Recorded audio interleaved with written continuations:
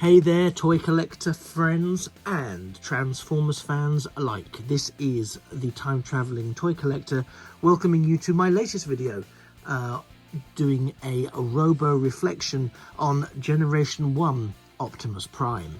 And here is Generation 1 Optimus Prime.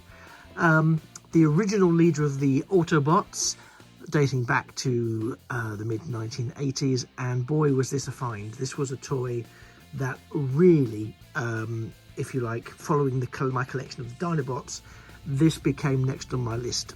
I was, as I think I've mentioned before, I was never really enamoured with the smaller Autobots and Decepticons, but the key standout characters and figures, definitely, yeah. So after I'd engaged with Grimlock and the other Dinobots, definitely Optimus Prime was on my list, and unfortunately Optimus Prime became on my list just as the new leaders, in inverted commas, Ultra Magnus and Galvatron, were coming onto the Generation 1 scene. But yeah, Optimus Prime was a must-have figure at the time, the largest of the Autobots, towering over the other Autobot warriors. And again, unlike some of the other Autobots, Optimus comes with what I can only describe as some pretty good posability for his day, because you've got hip and knee and a tiny bit of toe, okay, albeit for to aid transformation, but you've got articulation there, which was not something you saw in the majority of the Transformer figures at this time. And also some what I always perceived to be adjustable shoulder cannons in the steam stacks there. Again, everything is in context, and for me this is very much about the context of the time. I'm very well aware that there have been subsequent models of Optimus Prime that have outstripped the technical genius, for want of a better phrase, of this particular figure. But by the same token, there have been other models of Optimus Prime that are, let's be honest, they've left us a bit wanting for more.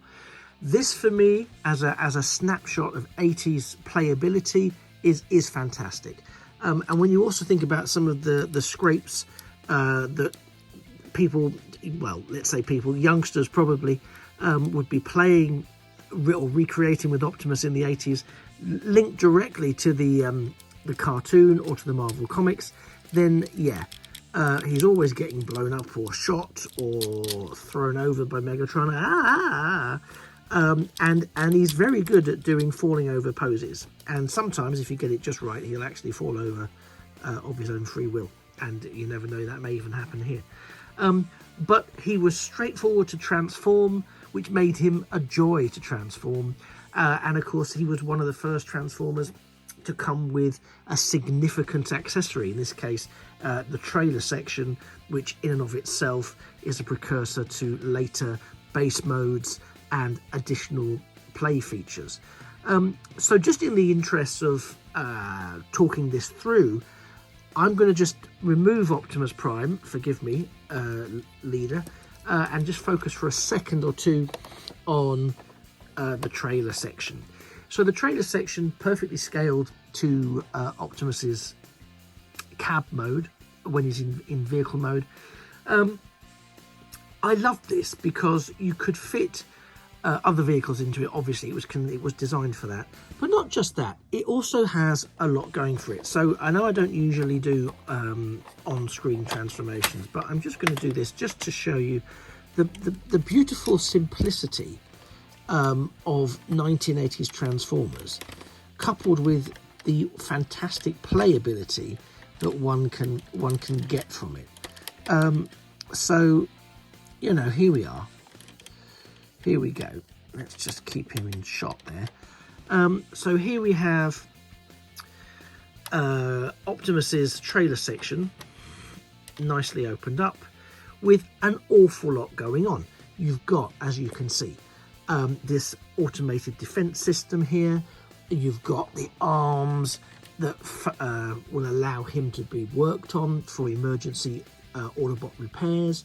You have a lovely little roller here who sadly has lost some of his decals over time, but who does the job. He rolls out.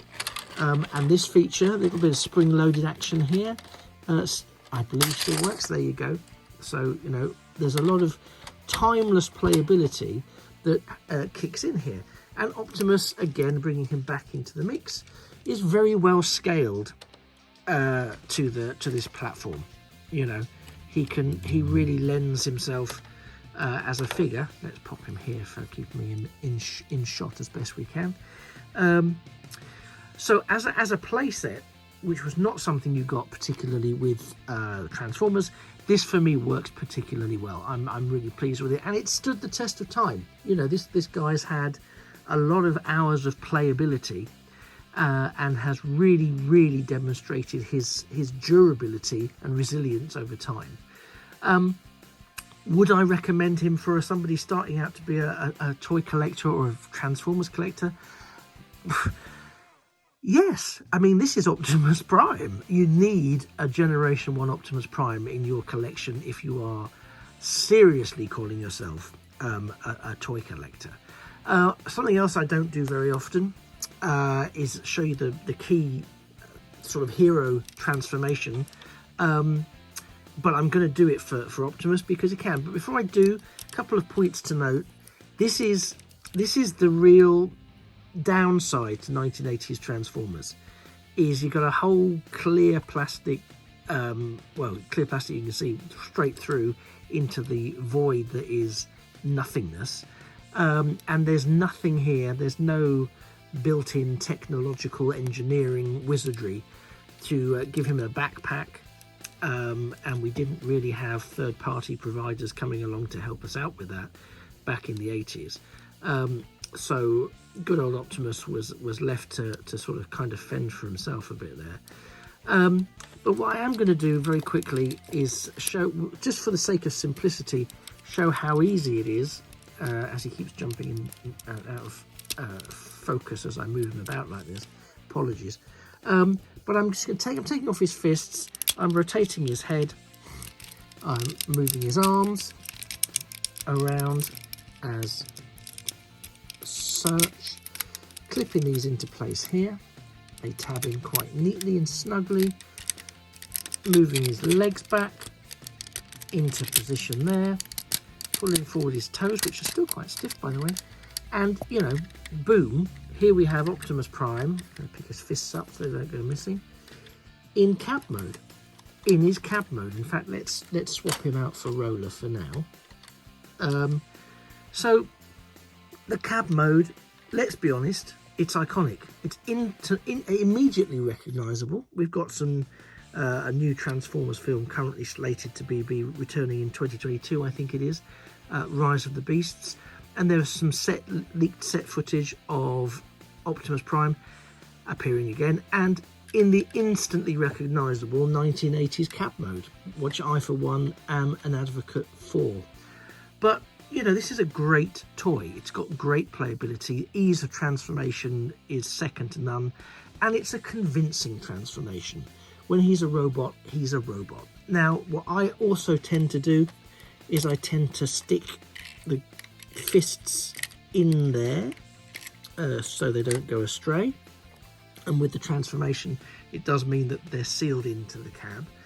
And around the time of the Transformers movie, this also meant that I had a kind of faux chest compartment for the Matrix of Leadership, something that more recent iterations of Optimus Prime have taken care of by actually giving us a Matrix of Leadership compartment, and often the Matrix of Leadership.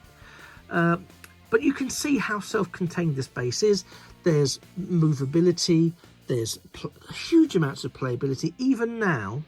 And I'm not going to do a side-by-side as such comparison, but I will bring him in a little bit.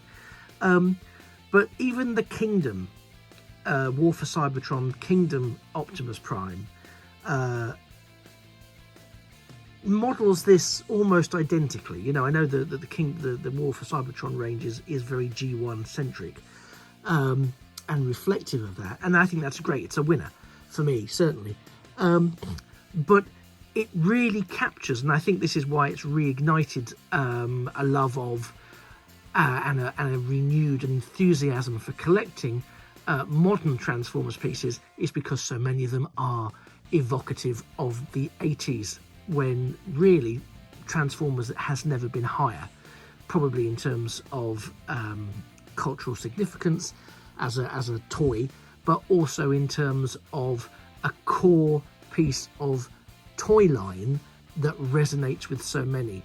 A lot of toy lines that have come subsequently have been quite transient. They've come and gone. Transformers pretty constant, and that's, I think, because we've had a perfect storm of excellent playability in the original run of figures, a really good marketing campaign through the comics and the cartoons, even if at times they were a bit silly. But hey, newsflash, they were aimed at children, and the children didn't find them silly, as one of those children myself at the time.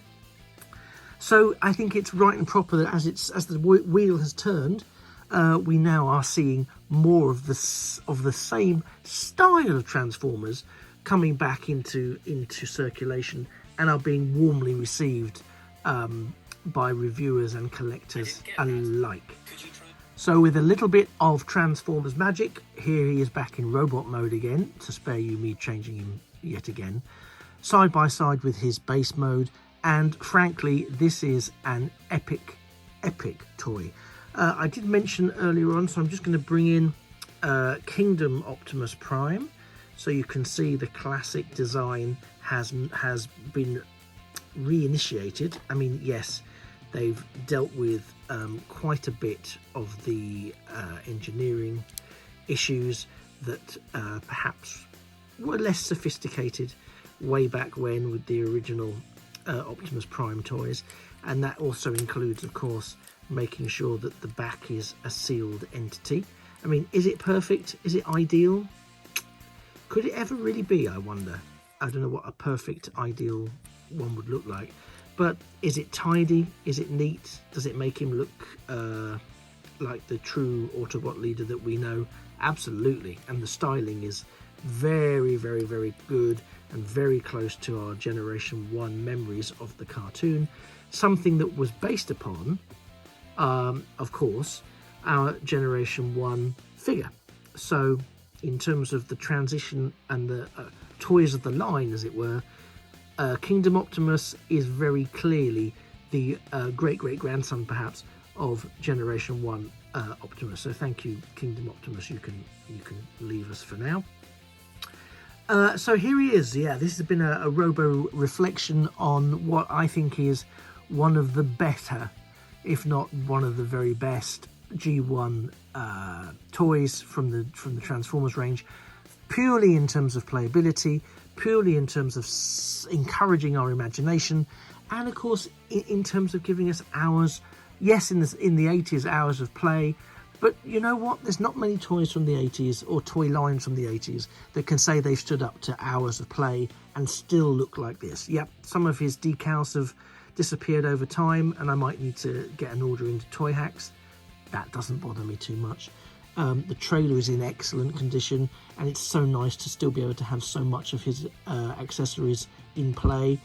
His gun is lost to time, alas, but that's a small price to pay. And you could always borrow Kingdom Prime's gun if need be. So that's it for this Robo reflection. If you're a toy collector and you're thinking G1 Optimus Prime, don't think it, get it. Do shop about a bit. Some people will try and fleece you online, others will be very more reasonably priced, but ultimately a toy is worth what it's worth to you, and you can't put a price on reclaiming memories. So you alone know what is right for you.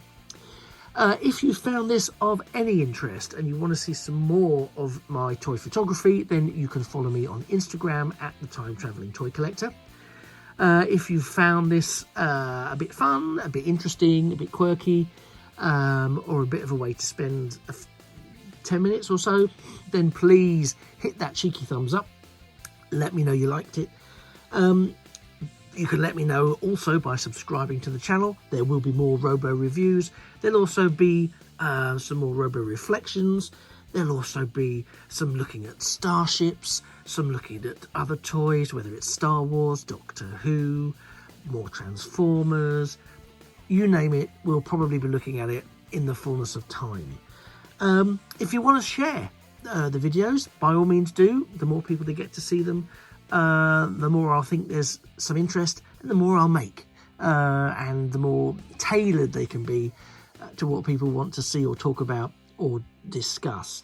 And on that, if you want to drop a comment down below, feel free to do so and let me know if there's any G1 or Kingdom or anything in particular that you want me to show and talk about and give some airtime to.